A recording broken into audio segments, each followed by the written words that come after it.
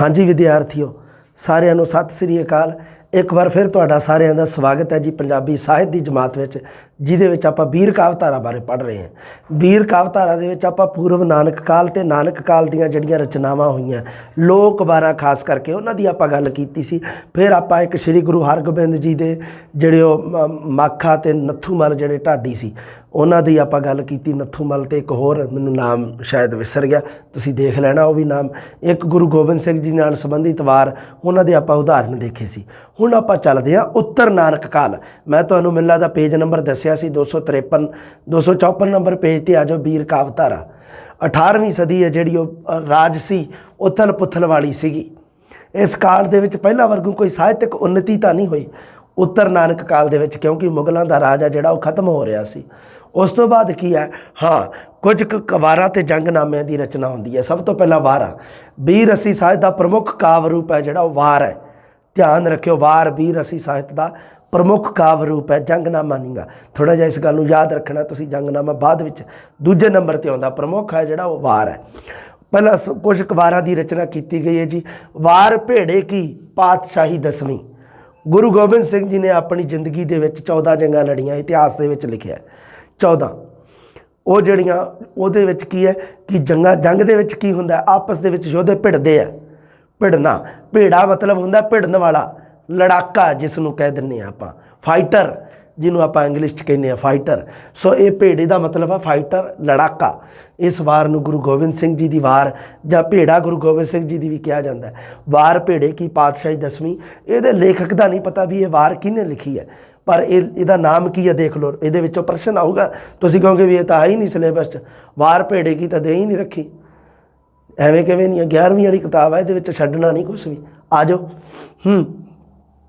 भेड़ा गुरु गोबिंद सिंह जी भी आख्या जाता है। अज्ञात कवि द्वारा लिखी है, मतलब कवि का नाम नहीं पता। आनंदपुर विचले अंतिम युद्ध विच किले नूं छड्डना ते चमकौर दी जंग का वर्णन किया गया है, जो 1704 दे विच होई है। आखिरी जंग जिहड़ी होई है विद्वानां दे मुताबिक ये वार है जिहड़ी 1700 तो 1716 के दरम्यान लिखी गई है। चमकौर साहिब के जंग का युद्ध ये वार है। ये विच चमकौर साहिब की जिहड़ी लड़ाई है, जिहदे विच गुरु गोबिंद सिंह जी के वड्डे साहिबजादे साहिबजादा अजीत सिंह अते साहिबजादा जुझार सिंह शहीद हो गए सी। उस वार दे बारे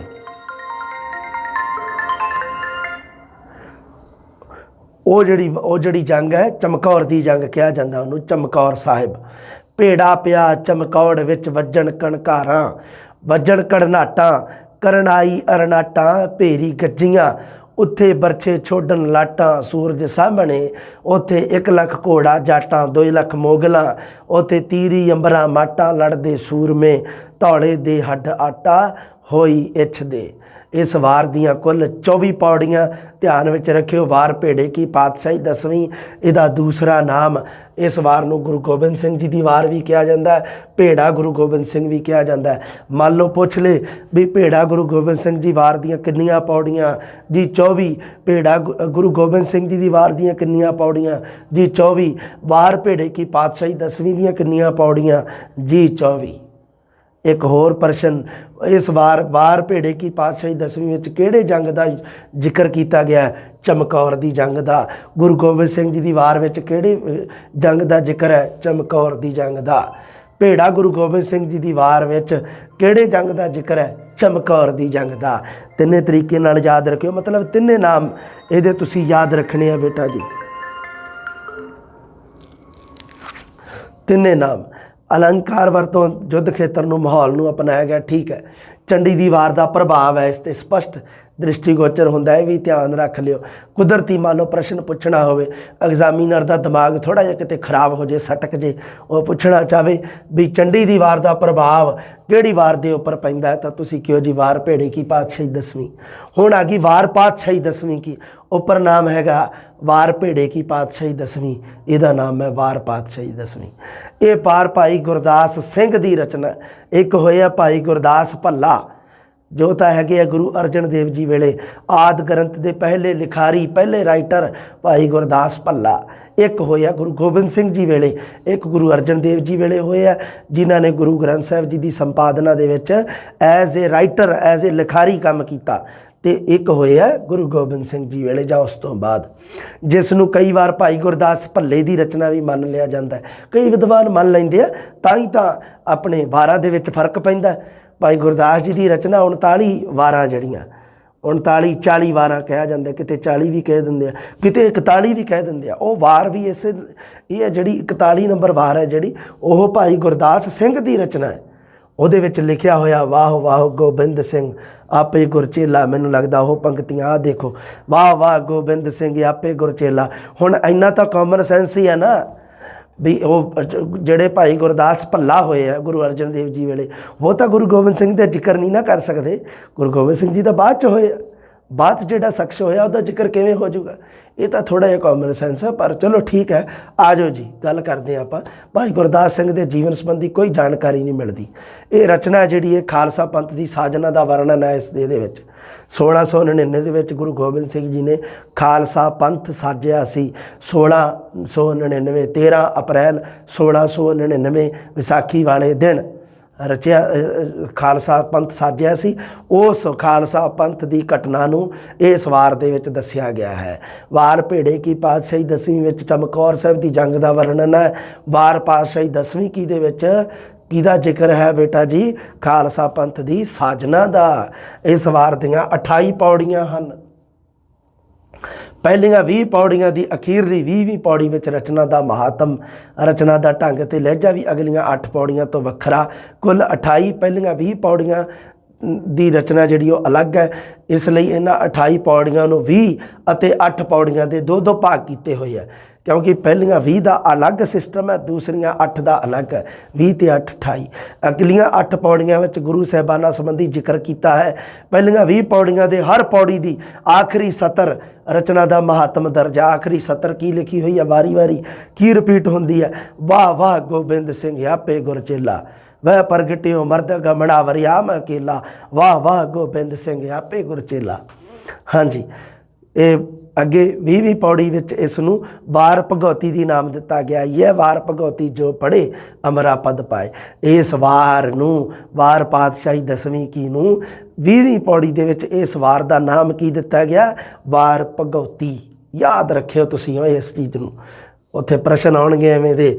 ਖਾਲਸਾ ਪੰਥ ਦੀ ਸਥਾਪਨਾ ਦਾ ਵਰਣਨ ਹੋਣ ਕਰਕੇ ਇਸ ਨੂੰ ਗੁਰੂ ਖਾਲਸੇ ਦੀ ਵਾਰ ਵੀ ਕਿਹਾ ਜਾਂਦਾ। ਇਸ ਨੂੰ, ਇਹਦਾ ਨਾਮ ਇੱਕ ਹੋਰ ਹੈ, ਇਹਦਾ ਨਾਮ ਇੱਕ ਹੋਰ ਹੈ, ਗੁਰੂ ਖਾਲਸੇ ਦੀ ਵਾਰ ਵੀ ਕਿਹਾ ਜਾਂਦਾ। ਵਾਰ ਪਾਤਸ਼ਾਹੀ 10ਵੀਂ ਕੀ, ਗੁਰੂ ਖਾਲਸੇ ਕੀ ਵਾਰ, ਵਾਰ ਭਗਉਤੀ ਨਾਮ ਇਸ ਵਾਰ ਦੇ ਵਿੱਚ ਹੈ ਇਹਦਾ। ਆਰਾਮਕਲੀ ਵਾਰ ਪਾਤਸ਼ਾਹੀ 10ਵੇਂ ਦੀ ਨਾਮ ਤੋਂ ਵੀ ਇਸ ਨੂੰ ਜਾਣਿਆ ਜਾਂਦਾ ਹੈ। ਇਹਦਾ ਨਾਮ ਆਰਾਮਕਲੀ ਵਾਰ ਪਾਤਸ਼ਾਹੀ 10ਵੇਂ ਕੀ, ਇਸ ਨਾਮ ਤੋਂ ਵੀ ਜਾਣਿਆ ਜਾਂਦਾ। ਬੜੇ ਨਾਮ ਹੈ ਇਹਦੇ, ਸਾਰੇ ਨਾਮ ਯਾਦ ਰੱਖਣੇ ਆ ਤੁਸੀਂ। ਆਹ ਦੇਖੋ ਹੁਣ ਪੜ੍ਹਦਾ ਮੈਂ। ਸੱਚਾ ਅਮਰ ਗੋਬਿੰਦ ਕਾ ਸੁਣ ਗੁਰੂ ਪਿਆਰੇ, ਸਤ ਸੰਗਤ ਮੇਲਾਪ ਕਰ ਪੰਚ ਦੂਤ ਸੰਘਾਰੇ, ਸਤ ਸੰਗਤ ਢੋਈ ਜੋ ਨਾ ਲਹਿਨ ਤਿਨ ਖਸਮ ਵਿਸਾਰੇ, ਗੁਰਮਤਿ ਮੱਤੇ ਉਜਲੇ ਸੱਚੇ ਦਰਬਾਰੇ, ਹਰ ਗੁਰੂ ਗੋਬਿੰਦ ਧਿਆਈਐ ਸਦਾ ਅੰਮ੍ਰਿਤ ਵੇਲਾ, ਵਾਹ ਵਾਹ ਗੋਬਿੰਦ ਸਿੰਘ ਆਪੇ ਗੁਰਚੇਲਾ। ਹੁਣ ਆ ਗਈ ਜੀ ਕਵੀ ਦੇਵੀਦਾਸ ਨੇ ਇੱਕ ਰਚਨਾ ਕੀਤੀ ਹੈ ਲਵ ਕੁਸ਼ ਦੀ ਵਾਰ। ਲਵ ਕੁਸ਼ ਤੁਹਾਨੂੰ ਪਤਾ ਹੀ ਹੈ, ਰਾਮ ਚੰਦਰ ਜੀ ਰਾਜਾ ਹੋਇਆ ਅਯੋਧਿਆ ਦਾ, ਅਤੇ ਉਹਨਾਂ ਦੇ ਬੇਟੇ ਸੀਗੇ ਲਵ ਅਤੇ ਕੁਸ਼। ਕਵੀ ਦੇਵੀਦਾਸ ਰਚਿਤ ਲਵ ਕੁਸ਼ ਦੀ ਵਾਰ ਹੈ ਜਿਹੜੀ ਕਵੀ ਦੇਵੀਦਾਸ ਨੇ ਰਚਨਾ ਕੀਤੀ ਹੈ, ਇਹਦੀ ਪੰਜਾਬੀ ਦੇ ਵਿੱਚ ਦਿੱਤੀ ਹੋਈ ਹੈ। ਕਵੀ ਦੇ ਨਾਲ ਸੰਬੰਧੀ ਕੋਈ ਜਾਣਕਾਰੀ ਨਹੀਂ, ਪਰ ਵਾਰ ਦੀ ਅੰਦਰਲੀ ਗਵਾਹੀ ਤੋਂ ਪਤਾ ਲੱਗਦਾ ਵੀ ਇਹ ਕਿਸੇ ਕਵੀ ਦਾ, ਕਿਸੇ ਨੇ ਦੇਵੀਦਾਸ ਨਾਮ ਦੇ ਕਵੀ ਨੇ ਰਚਨਾ ਕੀਤੀ। ਆਹ ਦੇਖੋ ਕੀ ਲਿਖਿਆ। ਦੇਵੀਦਾਸ ਆਸ ਰੱਖ ਜੁੱਧ ਕੀ, ਅਸ ਫਿਰ ਲਿਆਏ। ਇਸ ਵਾਰ ਵਿੱਚ ਪੌੜੀਆਂ ਤੋਂ ਪਹਿਲਾਂ ਸੋਰਠੇ ਜਾਂ ਦੋਹਰੇ ਦੀ ਵਰਤੋਂ ਹੈ, ਅਲੱਗ ਚੀਜ਼ ਹੈ। ਬਹੁਤ ਸਾਰੀਆਂ ਵਾਰਾਂ ਪੌੜੀਆਂ ਦੇ ਵਿੱਚ ਹੀ ਲਿਖੀਆਂ ਜਾਂਦੀਆਂ, ਇਹਦੇ ਵਿੱਚ ਪੌੜੀ ਤੋਂ ਪਹਿਲਾਂ ਇੱਕ ਸੋਰਠਾ ਜਾਂ ਦੋਹਰਾ ਦਿੱਤਾ ਹੋਇਆ ਛੰਦ ਰੂਪ ਵਿੱਚ। ਪ੍ਰਿਥੀ ਚੰਦ ਦੀ ਸੰਤਾਨ ਦੁਆਰਾ ਵਾਰਾਂ ਦੇ ਰੂਪ ਵਿੱਚ ਕੱਚੀ ਬਾਣੀ ਦੀ ਵਰਤੋਂ ਕੀਤੀ ਗਈ ਸੀ ਜਦੋਂ। ਇਸ ਤੋਂ ਇਹ ਹੈ ਜਿਹੜੀ ਇਹ ਵਾਰ 18ਵੀਂ ਸਦੀ ਦੇ ਪਹਿਲੇ ਅੱਧ ਦੀ ਪ੍ਰਤੀਤ ਹੁੰਦੀ ਹੈ। ਇਸ ਵਾਰ ਦੀਆਂ ਕੁੱਲ 70 ਪੌੜੀਆਂ ਹਨ। ਇੱਥੇ ਪ੍ਰਿਥੀ ਚੰਦ ਦਾ ਜ਼ਿਕਰ ਆਇਆ। ਮੈਂ ਤੁਹਾਨੂੰ ਦੱਸ ਦੇਵਾਂ ਪ੍ਰਿਥੀ ਚੰਦ ਕੌਣ ਸੀ? ਗੁਰੂ ਅਰਜਨ ਦੇਵ ਜੀ ਦਾ ਵੱਡਾ ਭਰਾ ਸੀ, ਜੋ ਸੋਚਦਾ ਸੀ ਕਿ ਇਹ ਗੁਰਗੱਦੀ ਹੈ ਜਿਹੜੀ ਉਹ ਮੈਂ ਡਿਜ਼ਰਵ ਕਰਦਾ, ਮੈਨੂੰ ਮਿਲਣੀ ਚਾਹੀਦੀ ਹੈ। ਪਰ ਉਹਦੀਆਂ ਆਦਤਾਂ ਜਿਹੜੀਆਂ ਉਹ ਮਤਲਬ ਮਨਮੁੱਖਾਂ ਵਾਲੀਆਂ ਸੀ, ਗੁਰਮੁੱਖਾਂ ਵਾਲੀਆਂ ਨਹੀਂ ਸੀ। ਅਗਰ ਗੁਰਗੱਦੀ ਦੇ ਕੋਈ ਲਾਇਕ ਸੀ ਤਾਂ ਉਹ ਗੁਰੂ ਅਰਜਨ ਦੇਵ ਜੀ ਸੀਗੇ, ਪ੍ਰਿਥੀ ਚੰਦ ਨਹੀਂ ਸੀ। ਇਸ ਵਾਰ ਦੀਆਂ ਕੁੱਲ 70 ਪੌੜੀਆਂ, ਜਿਨ੍ਹਾਂ ਵਿੱਚੋਂ 65 ਪੌੜੀਆਂ ਦੇ ਆਰੰਭ ਵਿੱਚ ਸੋਰਠੇ ਅਤੇ ਬਾਕੀ 5 ਪੌੜੀਆਂ ਤੱਕ ਦੋਹਰੇ ਦੀ ਵਰਤੋਂ ਕੀਤੀ ਹੈ। ਯਾਦ ਰੱਖਿਓ, ਪ੍ਰਸ਼ਨ ਬਹੁਤ ਸ਼ਾਨਦਾਰ ਬਣਦਾ ਹੈ ਵੀ ਕਿੰਨੀਆਂ ਪੌੜੀਆਂ ਦੇ ਆਰੰਭ ਵਿੱਚ ਸੋਰਠ ਹੈ ਜੀ? 65 ਪੌੜੀਆਂ ਦੇ ਆਰੰਭ ਵਿੱਚ। ਅਤੇ ਕਿੰਨੀਆਂ ਪੌੜੀਆਂ ਦੇ ਆਰੰਭ ਵਿੱਚ ਦੋਹਰਾ ਹੈ ਜੀ? 5 ਪੌੜੀਆਂ। 66 ਤੋਂ 70 ਪੌੜੀਆਂ ਨਿਸ਼ਾਨੀ ਚੰਦ ਦੇ ਤੋਲ ਦੀਆਂ। ਕਈ ਥਾਈਂ ਅਸਮਾਨਤਾ ਹੈ। ਸੀਤਾ ਨੂੰ ਵਣ ਜੰਗਲ ਵਿੱਚ ਭੇਜਣਾ, ਅਸ਼ਵਮੇਧ ਯੱਗ ਦਾ ਘੋੜਾ ਫੜ ਕੇ ਲਵ ਕੁਸ਼ ਦਾ ਰਾਮਚੰਦਰ ਦੇ ਭਰਾਵਾਂ ਨਾਲ ਯੁੱਧ, ਸੀਤਾ ਦਾ ਧਰਤੀ ਵਿੱਚ ਸਮਾਉਣਾ, ਰਾਮਚੰਦਰ ਦਾ ਪੁੱਤਰਾਂ ਸਹਿਤ ਅਯੋਧਿਆ ਨੂੰ ਵਾਪਸ ਪਰਤਣਾ, ਇਹ ਸਾਰੇ ਪ੍ਰਸੰਗਾਂ ਦੀ ਪੇਸ਼ਕਾਰੀ ਹੈ। ਵਾਰ ਪੰਜਾਬੀ ਭਾਸ਼ਾ ਵਿੱਚ ਹੈ। ਵਰਣਨ, ਯੁੱਧ ਵਰਣਨ ਦਾ ਵਾਤਾਵਰਣ ਬਹੁਤ ਕਮਜ਼ੋਰ ਹੈ। ਮਤਲਬ ਵਾਰ ਇੰਨੀ ਪ੍ਰਸਿੱਧ ਨਹੀਂ ਹੈ, ਉਨੀ ਸ਼ੈਲੀ ਸ਼ਾਨਦਾਰ ਨਹੀਂ, ਤਰੀਕਾ ਨਹੀਂ ਹੈ। ਬ੍ਰਜ ਭਾਸ਼ਾ 'ਤੇ ਲਹਿੰਦੀ ਉਪਭਾਖਾ ਦਾ ਪ੍ਰਭਾਵ ਹੈ। ਫਾਰਸੀ ਸ਼ਬਦਾਵਲੀ ਦੀ ਵਰਤੋਂ ਘੱਟ ਹੀ ਹੈ। ਪੰਜਾਬੀ ਹੈ ਪਰ ਉਸ ਦੇ ਉੱਪਰ ਲਹਿੰਦੀ ਅਤੇ ਜਿਹੜੀ ਸਾਧ ਭਾਸ਼ਾ ਜਿਹੜੀ ਲਹਿੰਦੀ ਅਤੇ ਬ੍ਰਜ ਭਾਸ਼ਾ ਦਾ ਪ੍ਰਭਾਵ ਹੈ। ਸਾਧ ਨਹੀਂ, ਬ੍ਰਜ ਭਾਸ਼ਾ। ਸਨਮੁਖ ਆਇਆ ਕੁਸ਼ੂ ਕੇ ਲਛਮਣ ਕੁਮਾਰਾ, ਐਸਾ ਰਥ ਸੁਣੀਐ ਗਰਜਤਾ ਪਾਵਨ ਤੁਲਕਾਰਾ, ਜੜਤਾਕਾਰੀ ਕੁੰਡਲ ਮੁਕਟ ਤੜ ਚਮਤਕਾਰਾ, ਬਾਣਾ ਕੀ ਬਰਖਾ ਪਈ ਸੂ ਸੂ ਸੂਕਾਰਾ, ਮਾਣੋ ਫਣੀਅਰ ਉਜਦੇ ਫੂ ਫੂ ਫੂੰਕਾਰਾ। ਕਵੀ ਜਸੋਧਾ ਨੰਦਨ ਰਚਿਤ ਲਵ ਕੁਸ਼ ਦੀ ਵਾਰ। ਇਹ ਦੇਖ ਲਓ ਜੀ, ਇੱਕ ਸੀਗੀ ਇਹ ਵਾਰ ਸੀ ਜਿਹੜੀ ਬੇਟਾ ਦੇਵੀਦਾਸ ਨੇ ਲਿਖੀ ਹੈ, ਇੱਕ ਲਵ ਕੁਸ਼ ਦੀ ਵਾਰ। ਇੱਕ ਲਿਖੀ ਹੈ ਕਵੀ ਜਸੋਧਾ ਨੰਦਨ ਨੇ ਲਵ ਕੁਸ਼ ਦੀ ਵਾਰ। ਵਾਰਕਾਰ ਦੇ ਜੀਵਨ ਦਾ ਫੇਰ ਨਹੀਂ ਪਤਾ ਲੱਗਿਆ। 18ਵੀਂ ਸਦੀ ਦੀ ਰਚਨਾ ਇਹ। ਮਤਲਬ ਕੀ ਹੈ? ਉੱਤਰ ਨਾਨਕ ਕਾਲ ਦੀ ਹੈ। ਵਾਰ ਦੀਆਂ ਕੁੱਲ 88 ਪੌੜੀਆਂ ਹਨ। ਮੰਗਲਾਚਰਨ ਅਤੇ ਮਹਾਤਮ ਵੀ ਇਹਦੇ ਵਿੱਚ ਹੈਗਾ। ਇਸ ਵਿੱਚ ਰਾਮਚੰਦਰ ਦੀ ਦੁਆਰਾ ਸੀਤਾ ਨੂੰ ਤਿਆਗਣ ਤੋਂ ਬਾਅਦ ਦੀ ਕਹਾਣੀ ਪੇਸ਼ ਕੀਤੀ ਹੈ। ਇਹ ਵਾਰ ਦੇਵੀਦਾਸ ਦੀ ਕਈ ਪੱਖਾਂ ਤੋਂ ਮਹੱਤਵਪੂਰਨ ਹੈ। ਇਹਦੇ ਵਿੱਚ ਕੀ ਹੈ? ਪੌੜੀ ਛੰਦ ਦੇ ਦੋਨੇ ਰੂਪ ਹੀ ਵਰਤੇ ਆ, ਨਿਸ਼ਾਨੀ ਅਤੇ ਸਿਰਖੰਡੀ। ਸਿਰਖੰਡੀ ਦੀ ਵਰਤੋਂ ਜ਼ਿਆਦਾ ਕੀਤੀ ਹੈ। ਭਾਸ਼ਾ ਲਹਿੰਦੀ ਪ੍ਰਭਾਵ ਵਾਲੀ ਠੇਠ ਪੰਜਾਬੀ ਹੋਈ ਹੈ। ਦੇਖੋ ਕਿਹੜੀ ਆ? ਆਖੇ ਮੁਰਚੇ ਜੋੜਾਂ ਸੂਰੇ ਮਾਰ ਕਰ, ਹਾਥੀ ਮਾਰ ਵਿਕੋੜਾ ਜਿਉ ਝੱਖੜ ਬੱਦਲਾਂ, ਸਵਾਰਾਂ ਦੇ ਸਿਰ ਤੋੜਾ ਜਿਉ ਫਲ ਕੱਕੜੀ, ਘੋੜੇ ਦਬਕ ਦਬੋੜਾ ਭੋਏ ਵਿੱਚ ਪੂਰ ਕਰ। ਕਵੀ ਤੇਜਭਾਨ ਨੇ ਲਿਖੀ ਹੈ ਕਾਨ ਭਗਵਾਨ ਦੀ ਵਾਰ। ਕ੍ਰਿਸ਼ਨ ਕਵੀ ਤੇਜਪਾਲ ਨੇ ਲਿਖੀ ਆ। ਉੱਥੇ ਲਵ ਕੁਸ਼ ਦੀਆਂ 2 ਵਾਰਾਂ ਦੇਵੀਦਾਸ ਅਤੇ ਜਸੋਧਾ ਨੰਦਨ ਦੀ ਆਪਾਂ ਗੱਲ ਕਰ ਲਈ। ਹੁਣ ਆ ਗਿਆ ਕਵੀ ਤੇਜਪਾਲ, ਉਹਦੀ ਕਾਨ ਭਗਵਾਨ ਦੀ ਵਾਰ ਹੈ ਜੀ। ਇਹਦੇ ਵਿੱਚ ਕ੍ਰਿਸ਼ਨ ਜੀ ਜਦੋਂ ਕੰਸ ਨੂੰ ਸੰਘਾਰਦੇ ਆ, ਕੰਸ ਨੂੰ ਮਾਰਦੇ ਆ, ਕੰਸ ਦਾ ਨਾਸ਼ ਕਰਦੇ ਆ, ਵੀਰ ਰਸੀ ਵਿੱਚ ਹੈ। ਬੜੀ ਮਤਲਬ ਇੱਕ ਵਧੀਆ ਵਾਰ ਹੈ ਵੀ। 40 ਪੌੜੀਆਂ ਦੇ ਵਿੱਚ ਲਿਖੀ ਆ। ਹਰ ਪੌੜੀ ਤੋਂ ਪਹਿਲਾਂ ਇੱਕ ਸ਼ਲੋਕ, 2-2 ਪੰਕਤੀਆਂ ਦਾ। ਹਰ ਪੌੜੀ ਦੀਆਂ ਤੁਕਾਂ 6 ਤੋਂ 10 ਹੈ, ਕੋਈ ਦਿੱਕਤ ਨਹੀਂ। ਗੱਲ ਧਿਆਨ ਵਿੱਚ ਰੱਖਣ ਵਾਲੀ ਹੈ ਵੀ ਇਹਦੇ ਵਿੱਚ ਸ਼ਲੋਕ ਪੌੜੀ ਵਿਧਾਨ ਦੀ ਵਰਤੋਂ ਕੀਤੀ ਗਈ ਹੈ। ਬੋਲੀ ਸਰਲ ਪੰਜਾਬੀ, ਬ੍ਰਜ ਭਾਸ਼ਾ ਦਾ ਪ੍ਰਭਾਵ ਹੈ ਉੱਪਰ। ਨਾਰਦ ਕਹਿੰਦਾ ਹੈ ਕੰਸ ਨੂੰ, ਸੁਣ ਰਾਜਾ ਬਾਤ ਹਮਾਰੀ, ਵਿਆਹੀ ਵਾਸਦੇਵ ਘਰ ਦੇਵ ਕੀ ਭੈਣ ਤੁਮਾਰੀ, ਗਰਭ ਜੋ ਆਵੇ ਅਵਰਾ ਉਹ ਸਰ ਪਰ ਤੈਨੂੰ ਮਾਰੀ, ਕਹਿ ਕੇ ਨਾਰਦ ਚੱਲਿਆ ਮਨ ਅੰਦਰੇ ਭਈ ਗੁਬਾਰੀ। ਹੁਣ ਆ ਗਈ ਜੀ ਸਰਬ ਲੋ ਦੀ ਵਾਰ। ਇਹ ਵਾਰ ਹੈ ਜਿਹੜੀ ਸਰਬ ਲੋ ਗ੍ਰੰਥ ਹੈ ਇੱਕ, ਉਹਦੀ ਹੱਥ ਲਿਖਤਾਂ ਵਿੱਚ ਦਰਜ ਹੈ ਜੀ। ਸਰਬ ਲੋ ਗ੍ਰੰਥ ਦਾ ਦੂਜਾ ਨਾਮ ਮੰਗਲਾਚਰਨ ਪੁਰਾਣ ਵੀ ਹੈ। ਗੁਰੂ ਗੋਬਿੰਦ ਸਿੰਘ ਜੀ ਦੀ ਰਚਨਾ ਕਿਹਾ ਜਾਂਦਾ ਹੈ ਇਸ ਨੂੰ, ਸਰਬਲੋ ਨੂੰ। ਸਰਬਲੋ ਗ੍ਰੰਥ ਹੈ ਜਿਹੜਾ, ਉਹਦੇ ਬਾਰੇ ਕਿਹਾ ਜਾਂਦਾ ਹੈ ਵੀ ਇਹ ਗੁਰੂ ਗੋਬਿੰਦ ਸਿੰਘ ਜੀ ਦਾ ਰਚਿਆ ਹੋਇਆ। ਉਹਦੇ ਵਿੱਚ ਇੱਕ ਵਾਰ ਹੈ ਸਰਬਲੋ ਦੀ ਵਾਰ। 5 ਅਧਿਆਵਾਂ ਦੇ ਵਿੱਚ ਸਰਬਲੋ ਗ੍ਰੰਥ ਸਰਬਲੋ ਅਤੇ ਬ੍ਰਜਨਾਥ ਰਾਕਸ਼ ਦੇ ਯੁੱਧ ਦਾ ਵਰਣਨ ਹੈ ਜੀ। ਬੋਲੀ ਬ੍ਰਜ ਭਾਸ਼ਾ ਵਿੱਚ ਹੈ। ਵਾਰਕਾਰ ਇਸੇ ਗ੍ਰੰਥ ਦੀ ਕਥਾ ਦੇ ਸਾਰ ਨੂੰ 65 ਪੌੜੀਆਂ ਦੇ ਵਿੱਚ ਸਰਬਲੋ ਦੀ ਵਾਰ ਵਿੱਚ ਪੇਸ਼ ਕੀਤਾ। ਇਸ ਰਚਨਾ ਨੂੰ ਰਾਗ ਰਾਜਧਰ ਅਧੀਨ ਲੈ ਕੇ ਸ਼੍ਰੀ ਅਸਕੇਤ ਕੀ ਧੁਨੀ ਉੱਪਰ ਗਾਉਣ ਦਾ ਸੰਕੇਤ ਹੈ। ਜਿਵੇਂ ਗੁਰੂ ਗ੍ਰੰਥ ਸਾਹਿਬ ਜੀ ਦੇ ਵਿੱਚ 9 ਵਾਰਾਂ ਧੁਨੀਆਂ ਵਾਲੀਆਂ, ਉਵੇਂ ਸਰਬਲੋ ਦੀ ਵਾਰ ਦੀ ਵੀ ਧੁਨੀ ਸ਼੍ਰੀ ਅਸਕੇਤ ਕੀ ਧੁਨੀ। ਇਹ ਲੀਲਾ ਜੋ ਸੁਨੈ ਹੋ ਲੀਲਾ ਯਾ ਜੋ ਸੁਨੈ, ਜਨਮ ਜਨਮ ਮਨ ਜਾਏ, ਸ੍ਰੀ ਸਰਬਲੋ ਕੇ ਸਮਰ ਹੋ, ਸ੍ਰੀ ਸਰਬਲੋ ਕੋ ਸਮਰ ਮਨ ਬਾਛਤ ਫਲ ਪਾਏ। ਨਜ਼ਾਬਤ ਦੀ ਆ ਗਈ ਜੀ ਨਾਦਰ ਸ਼ਾਹ ਦੀ ਵਾਰ। आ गई अपनी प्रसिद्ध वार है जिहड़ी इहदे चों प्रश्न पक्का ही है, 1 आ जाए 2 आ जाए 3 आ जाए, मर्जी है एग्जामिनर की, जिन्हें मर्जी पूछे अगला। नजाबत दी इतिहासक वार है ये, गुरु गोबिंद सिंह जी की वार मिथिहासक है। चंडी की वार ये है जिहड़ी इतिहासक आ। नादर शाह जदों करदा ना हमला, इहदा पूरी तुहानूं शानदार क्लास देऊँगा एक इहदे ते, फिर तुहानूं पूरी गल भी दसूँगा भी इहदे मगर युद्ध जिहड़ा होया।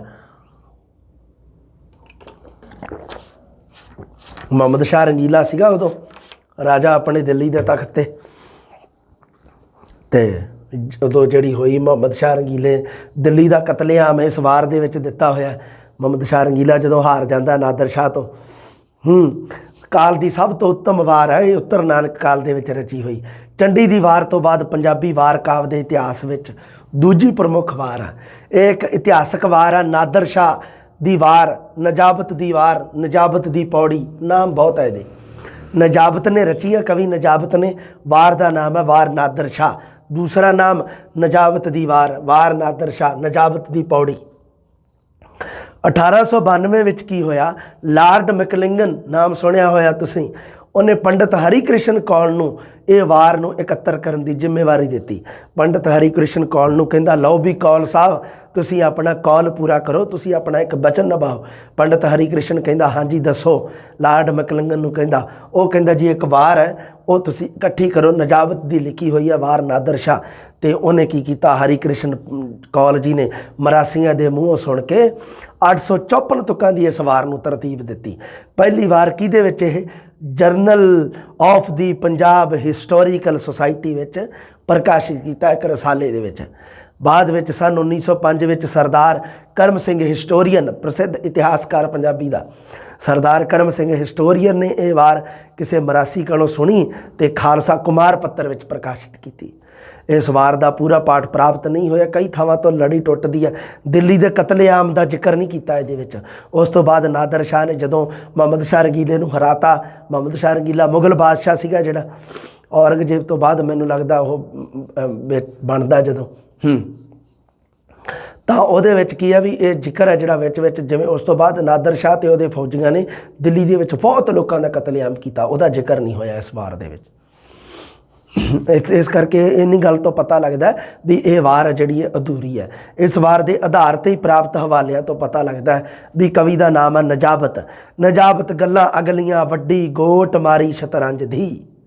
ਨਜਾਬਤ ਦਾ ਪਿੰਡ ਸੀ ਹਰਲਾ ਮਟੀਲਾ, पिंड शाहपुर का रहने वाला हरल राजपूत सी। मटीला हरला ਜਾਂ हरला मटीला नाम इसका। उस दी वार इतिहासक घटना नाल संबंधित है। नादर शाह वालों 1738-39 विच भारत के उपर हमला किया जाता है। इस विच वारकार ने नादर शाह के हमले नूं इतिहासक रूप में रख के भारत के वीरां की वीरता नूं सलाहिया है। ये वार है जिहड़ी राष्ट्रीयता की भावना नूं समर्पित है। वार दे विच 3 पक्ष होंदे है। ये 11वीं वाली पुस्तक दे विच काफ़ी वार ते किस्सा वो दे रखे, उहदे विच वार वाले पढ़िओ तुसीं। वार दे की सिस्टम होंदा है, वार दे बारे मंगलाचरण, वस्तु विधान ते महात्म 3 पक्ष जरूरी होंदे है। नजाबत दी ये वार मंगलाचरण दे नाल शुरू होंदी है। कल ते नारद पुराणिक पात्र है जिहड़े पुराणा दे विच दे रखे, कल अते नारद, कलयुग अते नारद, नारद मुनि जिहड़ा इन्हां दे झगड़े तो शुरू होंदी है। शंका इत्थों उत्पन्न होंदी है। इस वार विच काबुल तो लैके करनाल तक की लड़ाई का वर्णन है। काबुल अफगानिस्तान तो लैके करनाल हरियाणा तक की लड़ाई का वर्णन है। करनाल की लड़ाई सिरलेख अधीन वार का संघर्ष पक्ष पेश किया गया है। शंका संघर्ष पक्ष पेश किया गया है जो पौड़ी नंबर 24 तो लैके 38 के विचकार है। प्रश्न बहुत खतरनाक बनता, इत्थे पुछ सकता हो भी वार दे विच संघर्ष पक्ष है जिहड़ा ओह किन्ने तो किन्ने पौड़ी दे विच पेश किया गया, जां करनाल की लड़ाई का वर्णन किन्ने तो किन्नी पौड़ी दे विच पेश किया गया। मर्जी है एग्जामिनर की, जिवें मर्जी पूछ ले, करनाल की लड़ाई पा के पूछ ले जां संघर्ष पक्ष बारे पूछ ले, क्योंकि संघर्ष पक्ष के विच ही करनाल की लड़ाई का वर्णन है। दोहां धिरां नादर शाह ते मुहम्मद शाह रंगीला दीआं सेनावां विचकार पुरजोर संघर्ष का वर्णन। संघर्ष पक्ष की उसारी चंडी की वार तो प्रभावित है। ये वार भी एवें प्रतीत होंदा है जिवें चंडी की वार पढ़ के नजाबत एवें लगता भी नजाबत ने चंडी की वार किते ना किते जरूर पढ़ी सी। हाँ अगे देखो, दो ही दली मुकाबला रण सूरे खड़कन, चढ़ तोपा गड्डी टुकियां लख संगल खड़कन। इस वार विच महात्म पक्ष दर्ज नहीं है। इस वार विच वस्तु विधान विच 3 पक्ष होंदे है, शंका, संघर्ष ते समाधान।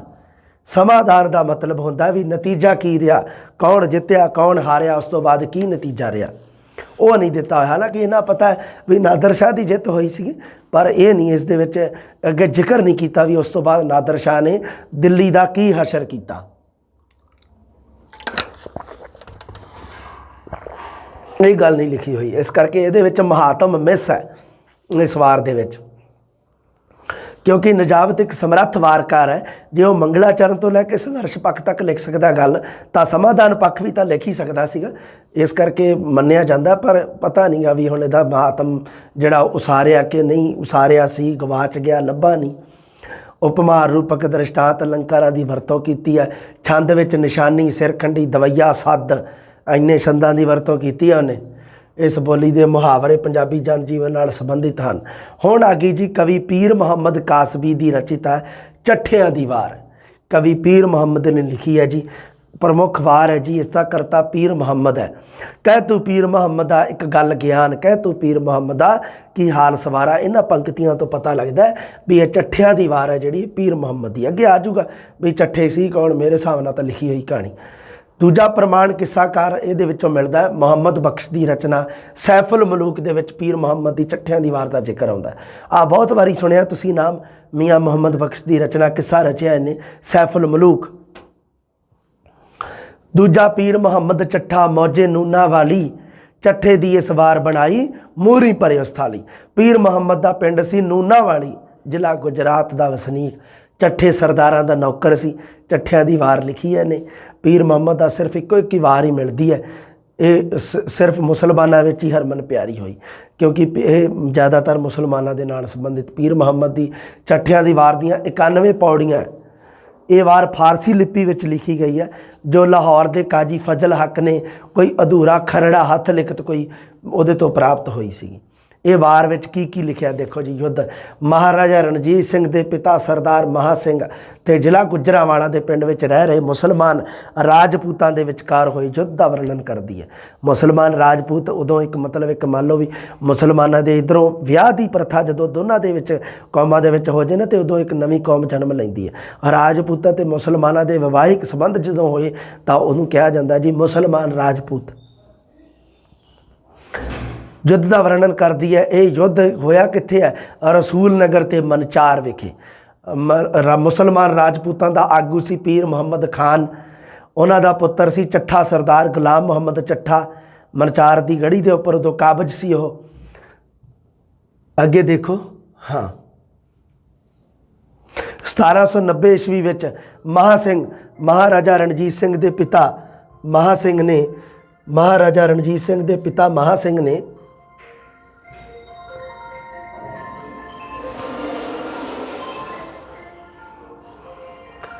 गुलाम मुहम्मद नूं मनचार की गढ़ी छड्डण वास्ते मजबूर करता जी। उसकी ते उसके परिवार की सुरक्षा का वचन भी किया, वचन भी दिता महा सिंह ने। पर की होया, अगे की होया, बाद विच महा सिंह ने हालत मुताबिक अपना जिहड़ा वचन वो तोड़ दिता। पीर मुहम्मद महा सिंह की वादा खिलाफी कारण इस वार प्रति उस विच रोष प्रगट किया इसने, मतलब इस कवि ने पीर मुहम्मद कासबी ने मतलब महा सिंह के विरुद्ध रोष प्रगट किया। महा सिंह इस दे नायक वजों पेश होया है, परंतु सोले दे प्रशंसा चट्ठियां की की गई है, क्योंकि पीर मुहम्मद कासबी खुद एक मुसलमान है।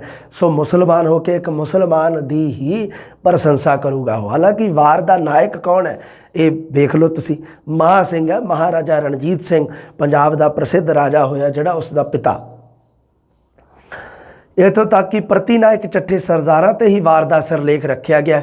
वार का सिरलेख भी की है, चट्ठियां की वार है, महा सिंह की वार थोड़ो है, चट्ठियां की वार लिखा गया।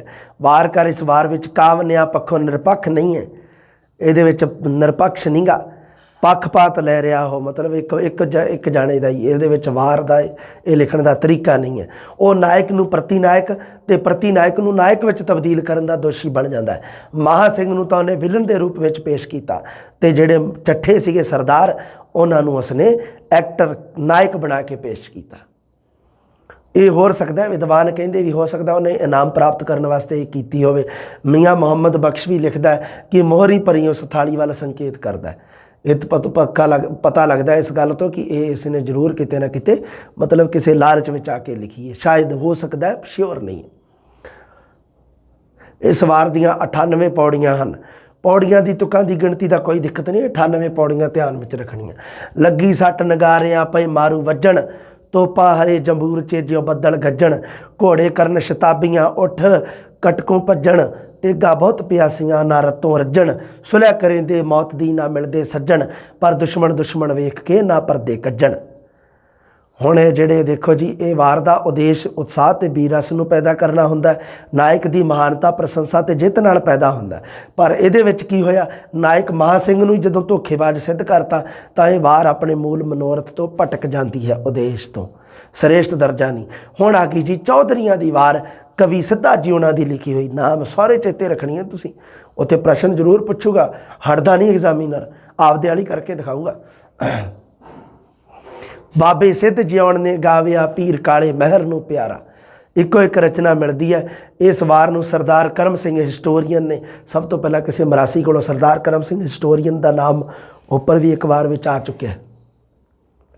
ਇਹ ਵਾਰ ਮੰਗਲਾਚਰਨ ਤੋਂ ਸ਼ੁਰੂ ਹੁੰਦੀ ਹੈ। ਦੇਖੋ, ਸੱਚੇ ਸਾਹਿਬ ਰੱਬ ਕਰੀਮਾ ਸਾਹਿਬ ਧੁੰਦੂਕਾਰਾ, ਨਗਰ ਕੋਟ ਦੀ ਦੁਰਗਾ ਤੁੱਠੀ ਅੱਛਰ ਦੇਂਦੀ ਸਾਰਾ, ਤੁੱਠਾ ਸਰਵਰ ਢੋਡਾ ਮੀਆਂ ਰਾਣਾ ਪਾਕ ਸ਼ਹਿਦ ਦਤਾਰਾ, ਤੁੱਠਾ ਲਹਿਰ ਖਵਾਜਾ ਦਰਿਆਵੀ, ਖਵਾਜਾ ਨਦੀਆਂ ਵਾਲਾ, ਪੀਰ ਪੁਰਖ ਦਰਗਾਹੋਂ ਤੁੱਠੇ ਬੰਦਾ ਨਾਲ ਵੰਚਾਰਾ। ਵਾਰ ਦੇ ਕੁੱਲ 9 ਬੰਦ ਲਿਖੇ ਹੋਏ ਆ ਜੀ। ਇਹ ਪੰਜਾਬ ਦੀ ਜੱਟ ਜਾਤੀਆਂ ਦੀ ਪ੍ਰਸ਼ੰਸਾ ਕਰਦੀ ਹੈ। ਮਾਲਵੇ ਮਾਝੇ ਬਾਰ ਦੇ ਇਲਾਕੇ ਦੇ ਜੱਟਾਂ ਤੇ ਰਾਠਾਂ ਦਾ ਜ਼ਿਕਰ ਹੈ। ਇਹ ਵਾਰ ਚੱਠਿਆਂ ਦੀ ਵਾਰ ਤੋਂ ਪ੍ਰਭਾਵਿਤ ਹੋ ਕੇ ਰਚੀ ਜਾਣ ਦਾ ਅਨੁਮਾਨ ਹੈ। ਪੂਰੀ ਜਾਤੀ ਨੂੰ ਨਾਇਕ ਵਜੋਂ ਪੇਸ਼ ਕੀਤਾ। ਇਹਦੇ ਵਿੱਚ ਪੂਰੀ ਜਾਤੀ ਨੂੰ, ਇੱਕ ਬੰਦੇ ਨੂੰ ਨਹੀਂ, ਪੂਰੀ ਜਾਤੀ ਨੂੰ ਹੀ ਨਾਇਕ ਵਜੋਂ ਪੇਸ਼ ਕੀਤਾ। ਧਿਆਨ ਰੱਖਿਓ, ਇੱਕ ਪੂਰੇ ਸਮੂਹ ਨੂੰ, ਹਾਲਾਂਕਿ ਨਾਇਕ ਇੱਕ ਹੀ ਹੁੰਦਾ, ਪਰ ਇਹਦੇ ਵਿੱਚ ਨਾਇਕ ਮਤਲਬ ਪੂਰੀ ਇੱਕ ਜਾਤੀ ਬਣਾਤੀ, ਜਿਹਦੇ ਵਿੱਚ ਕਿੰਨੇ ਵੀ ਬੰਦੇ ਹੋ ਸਕਦੇ ਆ। ਇਸ ਵਿੱਚ ਕਥਾ ਪ੍ਰਸੰਗ ਦੀ ਤਾਂ ਸਿਰਫ ਜੱਟ ਜਾਤੀ ਦੀ ਪ੍ਰਸ਼ੰਸਾ ਕੀਤੀ ਹੈ, ਜਿਵੇਂ ਗਾਣਿਆਂ ਦੇ ਵਿੱਚ ਕਰੀ ਜਾਂਦੇ ਰਹਿੰਦੇ ਆ। ਜੱਟ ਅਸਲ ਉਹ ਧਰਤੀ ਨਹੀਂ ਵੇਖਦੇ, ਹੈ ਨਾ, ਮਤਲਬ ਕੀ ਹੈ ਕਿ ਧਰਤੀ 'ਤੇ ਕੀ ਚੱਲ ਰਿਹਾ। ਅਸਲ ਜ਼ਿੰਦਗੀ ਜ਼ਿਮੀਂਦਾਰ ਦੀ ਬਹੁਤ ਔਖੀ ਹੈ, ਬੜੀ ਖਤਰਨਾਕ ਹੈ। ਇਹ ਹੈ ਜਿਹੜਾ ਸਿਸਟਮ ਹੈ ਨਾ, ਇਹ ਕਿਤੇ ਨਾ ਕਿਤੇ ਮਤਲਬ ਇਹ ਵਿਖਾਵਾ ਜਿਹੜਾ ਇਹ ਬਹੁਤ ਖਤਰਨਾਕ ਹੈ, ਅੱਗੇ ਜਾ ਕੇ ਬਹੁਤ ਦਿੱਕਤ ਪਰੇਸ਼ਾਨੀ ਖੜੀ ਕਰਦਾ ਹੈ। ਲੋਕੀ ਬਹੁਤ ਸਾਰੇ, ਤੁਹਾਨੂੰ ਪਤਾ ਹੀ ਹੈ, ਬਹੁਤ ਸਾਰੀਆਂ ਘਟਨਾਵਾਂ ਤੁਸੀਂ ਦੇਖਦੇ ਆ। ਵਿਆਹ ਸ਼ਾਦੀਆਂ ਦੇ ਵਿੱਚ ਕਈ ਵਾਰੀ ਮੰਡੀਰਖਾਨਾ ਲਈ ਫਿਰਦਾ ਹੁੰਦਾ ਬੰਦੂਕ, ਤੇ ਉਹ ਗੋਲੀ ਚੱਲ ਜਾਂਦੀ ਹੈ। ਕਈ ਵਾਰੀ ਤੁਸੀਂ ਦੇਖਿਆ ਹੋਣਾ ਕਿ ਮੁੰਡੇ ਦੇ ਵੱਜ ਗਈ, ਕਈ ਵਾਰੀ ਕੁੜੀ ਦੇ ਵੱਜ ਗਈ, ਕਈ ਵਾਰੀ ਉਹ ਆਰਕੈਸਟਰਾ ਵਾਲੀ ਨੱਚੀ ਜਾਂਦੀ ਉਹਦੇ ਵੱਜ ਗਈ, ਡੀਜੇ ਵਾਲੇ ਦੇ ਵੱਜ ਗਈ। ਤੇ ਇਹ ਕਿਉਂਕਿ ਇਹ ਜਿਹੜਾ ਸਿਸਟਮ ਹੈ ਨਾ, ਇਹ ਥੋੜ੍ਹਾ ਜਿਹਾ ਕਾਰਨ ਕੀ ਹੈ, ਕਾਰਨ ਜਾਤੀਵਾਦ ਹੈ, ਜੱਟਵਾਦ ਹੈ, ਗਲਤ ਹੈ ਕਿਤੇ ਨਾ ਕਿਤੇ। ਮੈਂ ਤਾਂ ਆਪ ਕਹਿੰਦਾ ਵੀ ਇਹ ਚੀਜ਼ ਹੈ ਜਿਹੜਾ ਇਹ ਸਿਸਟਮ ਸਹੀ ਨਹੀਂ ਗਾ ਇਹ। ਇਸ ਕਰਕੇ ਸਾਡੇ ਖਾਸ ਕਰਕੇ ਪੰਜਾਬੀ ਨੌਜਵਾਨ ਹੈ ਜਿਹੜੇ, ਤੇ ਇਹਨਾਂ ਨੂੰ ਪੜ੍ਹਾਈ ਦੇ ਨਾਲ ਬਹੁਤ ਜ਼ਿਆਦਾ ਜੁੜਨਾ ਚਾਹੁੰਦਾ। ਵੱਧ ਤੋਂ ਵੱਧ ਕਿਸੇ ਨੇ ਸਾਡੇ ਪੰਜਾਬ ਕੀ ਚੱਲੀ ਜਾਂਦਾ ਪੰਜਾਬੀਆਂ ਦੇ ਵਿੱਚ, ਤੁਸੀਂ ਬਾਹਲਾ ਦੂਰ ਕੀ ਜਾਣਾ, ਸਰਕਾਰੀ ਨੌਕਰੀਆਂ 'ਤੇ ਕਿੰਨੇ ਕੁ ਵੇਖਦੇ ਹੋ ਤੁਸੀਂ ਪੰਜਾਬੀ। ਕਾਰਨ ਕੀ ਹੈ, ਕਿਉਂਕਿ 12ਵੀਂ ਤੋਂ ਬਾਅਦ ਸਿੱਧਾ ਆਈਲੈਟਸ, ਇਹੀ ਸਿਸਟਮ ਚੱਲੀ ਜਾਂਦਾ। ਸੋ ਇਹ ਚਲੋ ਠੀਕ ਹੈ, ਆਪਣਾ ਆਪਣਾ ਰਵੱਈਆ ਤਰੀਕਾ, ਸਕਸੈਸ ਹੋਣਾ ਮਾੜਾ ਨਹੀਂ ਗਾ, ਪਰ ਅਗਰ ਤੁਸੀਂ ਮੰਨ ਲਓ ਕਿਸੇ ਹੋਰ ਫੀਲਡ ਦੇ ਵਿੱਚ ਸਕਸੈਸ ਹੋ ਸਕਦੇ ਹੋ, ਪਰਮਾਤਮਾ ਨੇ ਹੋ ਸਕਦਾ ਤੁਹਾਨੂੰ ਇੱਕ ਬਹੁਤ ਤਕੜਾ ਗੁਣ ਦਿੱਤਾ ਹੋਵੇ। ਕਿਉਂਕਿ ਆਇਲਸ ਤਾਂ ਮੈਂ ਵੀ ਕਿਸੇ ਟਾਈਮ ਕੀਤੀ ਸੀ, 6.5 ਸਕੋਰ ਸੀ ਮੇਰਾ, ਪਰ ਉਹ ਬਸ ਜੋ ਆਪਾਂ ਮਤਲਬ ਕਿ ਅੰਦਰੋਂ ਜਦੋਂ ਕਿਸੇ ਨੇ ਜਗਾਉਣਾ ਹੋਵੇ ਕਿ ਨਹੀਂ ਤੁਸੀਂ ਉਹ ਕਰਕੇ ਦੇਖੋ ਜੀ, ਉਵੇਂ ਸਾਡੇ ਨਾਲ ਵੀ ਇੱਕ ਸੀ ਮੇਰਾ ਮਿੱਤਰ ਸੰਤਵੀਰ ਜੀ ਸੀਗੇ, ਤਾਂ ਉਹ ਕਹਿੰਦੇ ਨਹੀਂ ਸਰ ਤੁਸੀਂ ਤਿਆਰੀ ਕਰਕੇ ਦੇਖੋ ਇੱਕ ਵਾਰੀ, ਤਾਂ ਤਿਆਰੀ ਕੀਤੀ ਤਾਂ ਬਹੁਤ ਸ਼ਾਨਦਾਰ ਰਿਜ਼ਲਟ ਰਿਹਾ। ਸੋ ਇਹ ਹੋ ਜਾਂਦਾ ਕਈ ਵਾਰੀ, ਅੱਛਾ ਦੋਸਤ ਇੱਕ ਮਿਲ ਜਾਣਾ ਜ਼ਿੰਦਗੀ ਦੇ ਵਿੱਚ, ਇਹ ਬਹੁਤ ਤਕੜੀ ਗੱਲ ਹੈ। ਕਵੀ ਅਗਰਾ ਰਚਿਤ ਵਾਰ ਹਕੀਕਤ ਰਾਏ ਕਵੀ ਅਗਰਾ ਨੇ ਰਚੀ ਹੈ। ਆਗਰਾ ਨੇ ਨਹੀਂ ਰਚੀ, ਔਰ ਯੂਪੀ ਵਾਲਾ ਆਗਰਾ ਨਹੀਂ ਜਿੱਥੇ ਤਾਜ ਮਹਿਲ, ਉਹ ਨਹੀਂ, ਅਗਰਾ ਦੇਖ ਲਓ, ਕਵੀ ਦਾ ਨਾਮ ਅਗਰਾ ਲਿਖਿਆ, ਉਹਨੇ ਵਾਰ ਹਕੀਕਤ ਰਾਏ ਰਚੀ ਹੈ।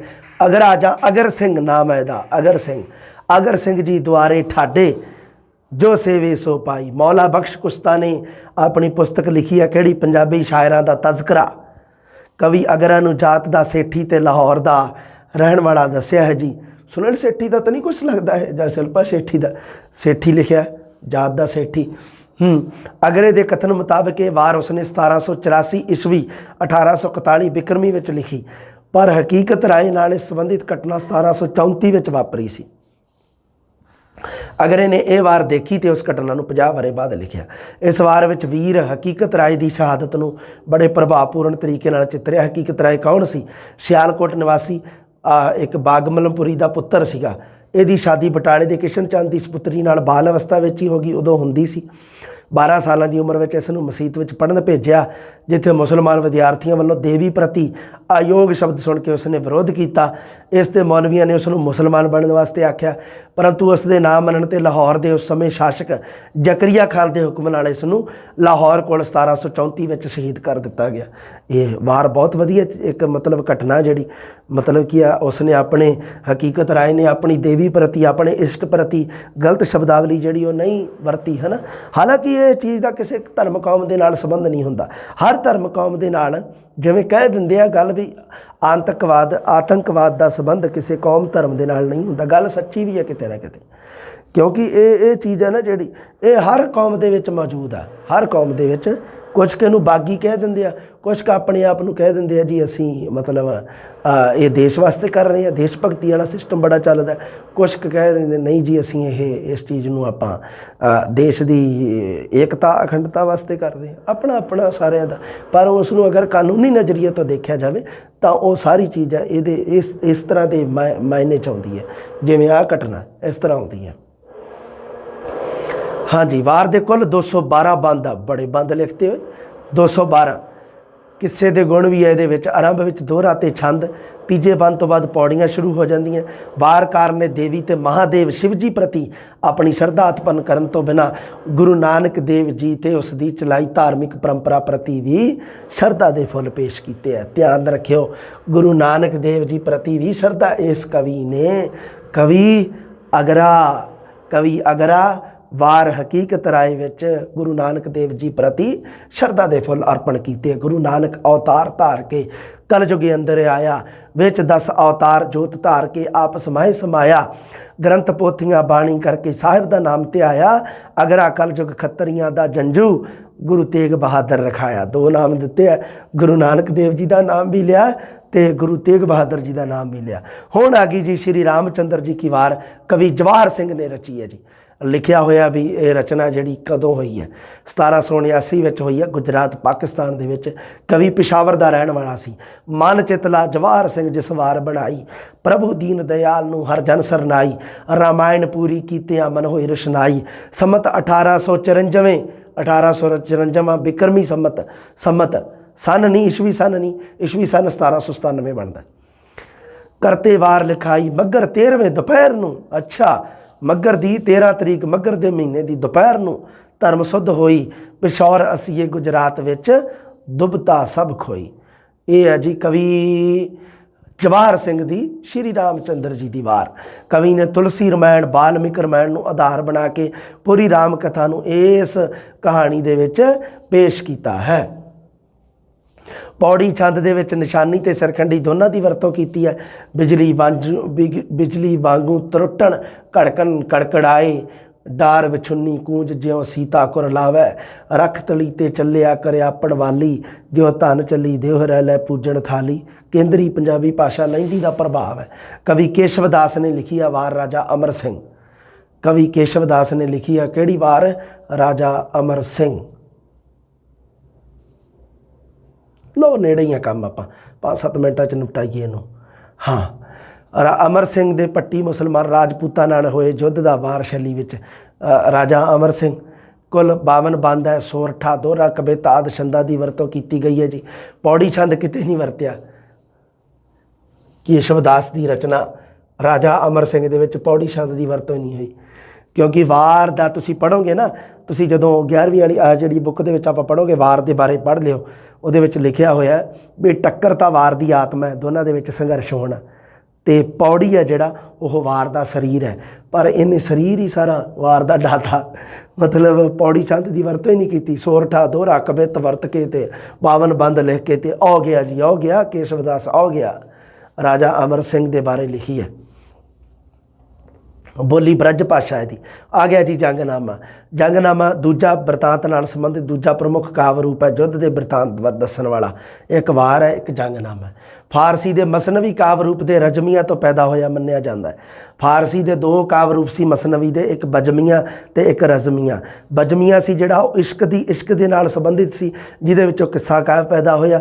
ਰਜ਼ਮੀਆਂ ਜੰਗਾਂ ਯੁੱਧਾਂ ਦੇ ਨਾਲ ਸੰਬੰਧਿਤ ਸੀ, ਜਿਹਦੇ ਵਿੱਚੋਂ ਜੰਗਨਾਮਾ। ਇੱਕ ਹੀ ਪ੍ਰਸਿੱਧ ਪੰਜਾਬ ਦੇ ਜ਼ਿਆਦਾਤਰ ਪੰਜਾਬੀ ਦੇ ਜੰਗਨਾਮੇ ਜਿਹੜੇ ਤੁਹਾਨੂੰ ਦੱਸਿਆ ਮੈਂ, ਕਰਬਲਾ ਦੀ ਲੜਾਈ, ਇਮਾਮ ਹਸਨ ਤੇ ਹੁਸੈਨ ਦੋਨੇ ਮੁਹੰਮਦ ਸਾਹਿਬ ਦੇ ਦੋਤੇ ਸੀਗੇ, ਉਹਨਾਂ ਦੀ ਸ਼ਹਾਦਤ ਨੂੰ ਲੈ ਕੇ ਸਿਰਜੇ ਆ। ਇਸਲਾਮੀ ਧਰਮ ਤੇ ਫਾਰਸੀ ਪ੍ਰਧਾਨ ਕਾਵ ਰੂਪ ਹੈ ਇਹ। ਇਸਲਾਮੀ ਰੰਗਤ ਬਹੁਤ ਜ਼ਿਆਦਾ ਰਹੀ ਹੈ ਜੰਗਨਾਮਿਆਂ ਦੇ ਵਿੱਚ। ਬੀਰ ਰਸੀ ਥਾਂ ਦੀ ਕਰੁਣਾ ਰਸ ਦੀ ਪ੍ਰਧਾਨਤਾ ਇਹਦੇ ਵਿੱਚ। ਵਾਰ ਦੇ ਵਿੱਚ ਬੀਰ ਰਸੀ ਹੈ, ਜੰਗਨਾਮਿਆਂ 'ਚ ਕਰੁਣਾ ਰਸ ਹੈ। ਪ੍ਰਸਿੱਧ ਜੰਗਨਾਮਾ ਸਿੰਘਾਂ ਤੇ ਫਰੰਗੀਆਂ ਵਿੱਚ ਵੀ ਕਰੁਣਾ ਰਸ ਦੀ ਵਰਤੋਂ ਬਹੁਤ ਜ਼ਿਆਦਾ ਕੀਤੀ ਹੈ। ਜੰਗਨਾਮਾ ਲਿਖਣ ਦਾ ਰਿਵਾਜ ਹੈ ਜਿਹੜਾ ਪੀਰ ਮੁਹੰਮਦ ਕਾਸਵੀ ਦਾ ਜੰਗਨਾਮਾ ਇਮਾਮ ਹੁਸੈਨ ਤੋਂ ਹੋਇਆ ਹੈ। ਪੰਜਾਬੀ ਵਿੱਚ ਪਹਿਲਾ ਜੰਗਨਾਮਾ ਲਿਖਿਆ ਗਿਆ। ਹਾਫਿਜ਼ ਬਰਖੁਰਦਾਰ ਰਾਂਝਾ ਦਾ ਵੀ ਜੰਗਨਾਮਾ ਇਮਾਮ ਹੁਸੈਨ ਪ੍ਰਾਪਤ ਹੋਇਆ। ਮੁਕਬਲ ਰਚਿਤ ਜੰਗਨਾਮਾ ਇਮਾਮ ਹੁਸੈਨ ਬਾਰੇ ਗੱਲ ਕਰਦੇ ਹਾਂ ਆਪਾਂ। 18ਵੀਂ ਸਦੀ ਵਿੱਚ ਇਸ ਨੇ ਪਹਿਲਾਂ ਲਿਖਿਆ ਇੱਕ ਜੰਗਨਾਮਾ। 680 ਈਸਵੀ ਵਿੱਚ ਹੋਈ ਹੈ ਕਰਬਲਾ ਦੀ ਜੰਗ, ਜਿਹਦੇ ਵਿੱਚ ਇਮਾਮ ਹੁਸੈਨ ਦੀ ਸ਼ਹਾਦਤ ਦਾ ਚਿੱਤਰਨ ਕੀਤਾ ਗਿਆ। ਇਸ ਘਟਨਾ ਤੋਂ ਬਾਅਦ ਜੰਗਨਾਮੇ ਦਾ ਵਿਸ਼ਾ ਹੀ ਇਹ ਘਟਨਾ ਬਣ ਗਈ। ਮਸਨਵੀ ਕਾਵ ਰੂਪ ਦੀ ਪਰੰਪਰਾ ਵਿੱਚ ਲਿਖਿਆ। ਆਹ ਦੇਖ ਲਓ, ਦੋ ਤੁਕੀਏ ਛੰਦ ਪ੍ਰਬੰਧ ਵਿੱਚ। ਲੱਖ ਲੱਖ ਸ਼ੁਕਰ ਖੁਦਾਈ ਨੂੰ ਦੇਂਦਾ ਕੁੱਲ ਜਹਾਨ, ਕਰਨ ਇਬਾਦਤ ਉਸ ਦੀ ਹਿੰਦੂ ਮੁਸਲਮਾਨ, ਖਾਲੀ ਸਿੱਤ ਸਿਹਾਬ ਥੀ ਜਿੰਦੋ ਜਿਨਸੋ ਪਾਕ, ਅੱਲਾ ਪਾਕੀ ਪਾਕ ਹੈ ਬੰਦਾ ਖਾਕੀ ਖਾਕ। ਠੀਕ ਹੈ ਜੀ, ਗੱਲ ਕਲੀਅਰ ਹੋ ਗਈ। ਹਾਂ, ਹਾਮਦ ਰਚਿਤ ਜੰਗਨਾਮਾ ਇਮਾਮ ਹੁਸੈਨ। ਪਹਿਲਾਂ ਕੌਣ ਸੀ? ਆਹ ਦੇਖ ਲਓ, ਮੁਕਬਲ ਰਚਿਤ ਜੰਗਨਾਮਾ ਇਮਾਮ ਹੁਸੈਨ, ਤੇ ਹੁਣ ਆ ਗਿਆ ਹਾਮਦ ਰਚਿਤ ਜੰਗਨਾਮਾ ਇਮਾਮ ਹੁਸੈਨ। ਕਿੱਸਾਕਾਰ ਹਾਮਦ ਨੇ ਆਪਣੇ ਕਿੱਸੇ ਤੋਂ ਵੱਧ ਪ੍ਰਸਿੱਧੀ ਜੰਗਨਾਮਾ ਇਮਾਮ ਹੁਸੈਨ ਵਿੱਚ ਤੋਂ ਹਾਸਲ ਕੀਤੀ ਹੈ। ਆਪਾਂ ਹਾਮਦ ਕਿੱਸਾ ਕਾਵਿ ਦੇ ਵਿੱਚ ਪੜ੍ਹਿਆ ਸੀਗਾ। ਹਿਜਰਤ ਬਾਦ ਰਸੂਲ ਦੇ ਜਿਸ ਦਿਲ ਥੀਆਂ ਤਿਆਰ, ਆਹ ਸਨ 91 101 ਹਜ਼ਾਰ।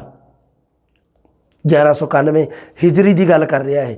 1181 ਹਿਜਰੀ ਤੋਂ 1191 ਹਿਜਰੀ, ਇਹ ਜਿਹੜਾ ਮੁਸਲਮਾਨੀ ਸਮਾਂ ਤਾਂ ਜਿਹੜਾ ਹਿਜਰੀ 1769 ਤੋਂ 1779 ਈਸਵੀ ਬਣਦਾ।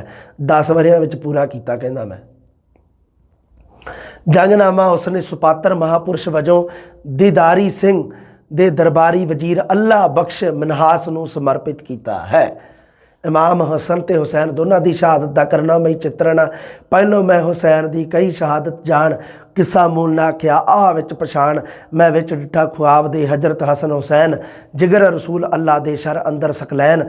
ਦੋਹਾਂ ਨੇ ਫਰਮਾਇਆ ਆਜਿਜ਼ ਤਾਈਂ ਤਾਣ, ਹਾਲਤ ਸਾਡੀ ਜੋ ਹੋਈ ਕਰ ਹੁਣ ਕੁੱਲ ਅਯਾਨ। ਕਰਿਆ ਸ਼ਾਹ ਹੁਸੈਨ ਨੇ ਮੈਂ ਹੋਇਆ ਮਜ਼ਲੂਮ, ਐ ਪਰ ਮੇਰੇ ਵੀਰ ਦਾ ਕਿੱਸਾ ਕਰੋ ਮਾਲੂਮ। ਕਰਨਾਮਈ ਚਿੱਤਰਾ। ਹਾਮਦ ਇਸ ਇਮਾਮ ਸਾਹਿਬ ਦਾ ਵੱਡਾ ਜੰਗ ਬਣਾਇਆ, ਹਿੱਕ ਹਿੱਕ ਸੁਖਨ ਉਹਦੇ ਦਾ ਮੁੱਲ ਨਾ ਜਾਂਦਾ ਪਾਇਆ। ਹੁਣ ਆ ਗਿਆ ਜੀ ਮੌਲਵੀ ਰੁਕਨਦੀਨ ਦਾ ਜੰਗਨਾਮਾ ਇਮਾਮ ਹੁਸੈਨ। ਇਹ ਵੀ ਇੱਕ, ਇਸ ਜੰਗਨਾਮੇ ਨੂੰ ਰੋਜ਼ਾ ਤੁਲਸ਼ਦਾ ਦੇ ਨਾਮ ਤੋਂ ਵੀ ਜਾਣਿਆ ਜਾਂਦਾ। ਸਨ ਹਥਿਆਰਾਂ ਕੜ ਕੜ ਕਰਦਾ ਵਿੱਚ ਮੈਦਾਨੇ ਆਇਆ, ਸੱਜੇ ਖੱਬੇ ਕਰ ਲਕਾਰਾ ਕੂੜਾ ਉਸ ਹਿਲਾਇਆ। ਜ਼ਹੀਰ ਹਸਾਨ ਆਇਆ ਉਸ ਵੇਲੇ ਪਾਸ ਇਮਾਮ ਖਲੋਤਾ, ਰੂਹ ਉਸ ਦੀ ਨਾਲ ਸ਼ਹਿਜ਼ਾਦੇ ਇੱਕ ਵੱਲੜੀ ਪਰੋਤਾ। ਜ਼ਹੀਰ ਦਾ ਸ਼ਾਬਦਿਕ ਅਰਥ ਹੁੰਦਾ ਕਮਜ਼ੋਰ। ਜ਼ਹੀਰ ਪੁੱਛਿਆ ਵੀ ਗਿਆ ਸੀ, ਸ਼ਾਇਦ ਲੈਕਚਰਰ ਵਾਲੇ ਪੇਪਰ 'ਚ ਪੁੱਛਿਆ ਸੀਗਾ ਜ਼ਹੀਰ ਦਾ ਸ਼ਾਬਦਿਕ ਅਰਥ। ਜ਼ਹੀਰ ਉਹਨੇ ਕਿਹਾ ਸੀ ਇਹਨਾਂ ਵਿੱਚੋਂ ਅਸੰਗਤ ਚੁਣੋ, ਜਿਹਦੇ ਵਿੱਚ ਜ਼ਹੀਰ ਕਮਜ਼ੋਰ ਵੀ ਸੀ। ਪਤਾ ਨਹੀਂ, ਸ਼ਾਇਦ ਐਵੇਂ ਦਾ ਹੀ ਪ੍ਰਸ਼ਨ ਸੀ ਕੋਈ। 3 ਜੰਗਨਾਮਿਆਂ ਤੋਂ ਬਿਨਾਂ ਡਾਕਟਰ ਰਤਨ ਸਿੰਘ ਜੱਗੀ ਆਪਣੀ ਪੁਸਤਕ ਪੰਜਾਬੀ ਸਾਹਿਤ ਦਾ ਇਤਿਹਾਸ ਵਿੱਚ ਮੁਹੰਮਦ ਦੇ ਪੁੱਤਰ ਸੈਯਦ ਅਜ਼ੀਮ ਦੇ ਲਿਖੇ ਇੱਕ ਜੰਗਨਾਮੇ ਦਾ ਜ਼ਿਕਰ ਵੀ ਕਰਦੇ। ਜੰਗਨਾਮਾ ਸਾਹਿਤ ਹੈ ਜਿਹੜਾ ਉਹ ਇਸਲਾਮੀ ਜੀਵਨ ਤੇ ਅਰਬੀ ਫਾਰਸੀ ਸ਼ਬਦਾਵਲੀ ਜ਼ਿਆਦਾ ਹੋਣ ਦੇ ਕਾਰਨ ਪੰਜਾਬੀ ਸੁਭਾਅ ਦੇ ਵਿੱਚ ਇੰਨਾ ਪ੍ਰਸਿੱਧ ਨਹੀਂ ਹੋਇਆ। ਪਰ ਬੀਰ ਰਸੀ ਰਚਨਾਵਾਂ ਦੇ ਵਿੱਚ ਕੀ ਹੈ, ਵਾਰਾਂ ਜਿਹੜੀਆਂ ਉਹ ਜ਼ਿਆਦਾ ਮਕਬੂਲ ਹੋਈਆਂ। ਸੋ ਇਹ ਸੀ ਜਿਹੜਾ ਉਸ ਤੋਂ ਬਾਅਦ ਆਪਣਾ ਜਿਹੜਾ ਹੋਰ ਵੀ ਅੱਗੇ ਵਾਰਾਂ ਤੇ ਜੰਗਨਾਮੇ, ਉਹਨਾਂ ਦੇ ਬਾਰੇ ਆਪਾਂ ਅਗਲੀ ਜਮਾਤ ਵਿੱਚ ਗੱਲ ਕਰਦੇ ਹਾਂ ਜੀ। ਸਤਿ ਸ੍ਰੀ ਅਕਾਲ।